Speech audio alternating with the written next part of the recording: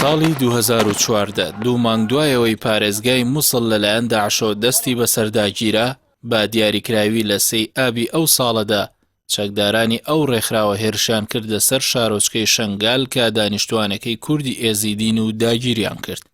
دەوترێت لەو کاتەوە کۆمەڵکوژی کوردانی ئێزیدی لەلایەن ئەو ڕێکخراوە دەستی پێکرد و تا ئێستا ژمارەیەکی دیاریکراو لەو ڕۆ بەردەست نییە. ئێستا کە 6 ساڵ بەسەر ئەو ڕووداوەدا تێدەپەڕێت بەرپرسانی سیاسی کورد هاوشێوەی ساڵانی پێش و باز لە پرسی بە جینۆساید ناساندنی کۆمەڵکوژی یەزیدیەکان دەکەن.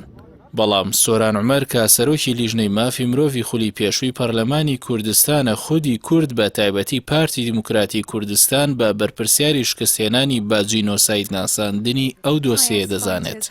سۆران عومەر سەرۆکی لیژنەی مافی مرۆڤی خولی پێشووی پەرلەمانی کوردستان لە 9 بۆ 12 ئەیلولی ساڵی 2014 دۆسیەی کۆمەڵکوژی یەزیدیەکانی بردە دادگای نێودەوڵەتی لاهای لە هۆڵندا و سکاڵایەکی بە ناوی خۆیەوە بۆ کردەوە. بەڵام ئەو دەڵێ ئەگەر لێکۆڵینەوەیکی نێودەوڵەتی لەو دۆسیە کەوتنی شەنگال بکرێت پارتی تێیدا بە کەمتەرخەم دادەنرێت، بۆیە ئەو دۆسیەیان لەوێدا کۆتایی پێێنە.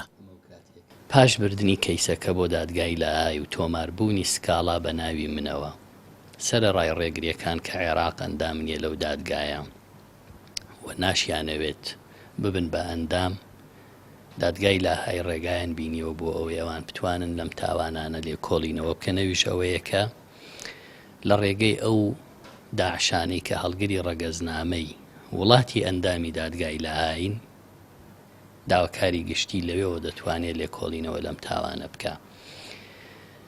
بەداخەوە دوجار پارتی دیموکرات کە خۆی بە کەمتەرخەم لە قەڵەمەدرا لەو کەیسا لە پاراستنی ئێزیدیەکان و بەشێکیش لە ئێزیدیەکان پێیان وایە کە شنگال لەلایەن پارتی دیموکراتەوە نەپارێزرا و تەسلیم بە داعش کراوە بۆیە ئەوان جینۆساید کراون. بۆ ئەوەی ئەمە ڕوو نەدا لە دادگایەکی نێودەوڵەتی پارتی دیموکرات ببێ بە کەمتەرخەم و تەسلیم کرد، بۆیە ئەو کەیسەیان لەوێ کۆتایی پێهێنا. سەرۆکی لیژنەی مافی مرۆڤی خولی پێشووی پەرلەمانی کوردستان لە زنجیرەیەک نووسین و پۆستدا لە پێیجی خۆی لە تۆڕی کۆمەڵاتی فەیسبوک بە وردی تیشکی خستووەتە سەر وردەکاری گەیاندنی پرسی کۆمەڵکوژی داعش بەرامبەر ئێزیدی و مەسیحی و موسڵمانەکان بۆ دادگای لاهای و پارتی بە بەرپرسیاری شکستهێنانی لێکۆڵینەوەی دادگاکە لەو دۆسیە دەزانێت. ئامادە نەبوون ناسنامەی دیلێکی داعش ڕادستی دادگای لاهای بکەن بۆ ئەوەی هەنگاوەکانی داخلبوونی دادگای لاهای بەو تاوانە دەست پێ بکە. لەسەر ئاسی نێوخۆی عێراق و لا دەرەوەش تا ئێستا پرسی کەوتنی پارێزگای مووسڵ و شەنگال و ناوچەکانی دیکەی باکوور و خۆراوای عێراق جێی گومانە.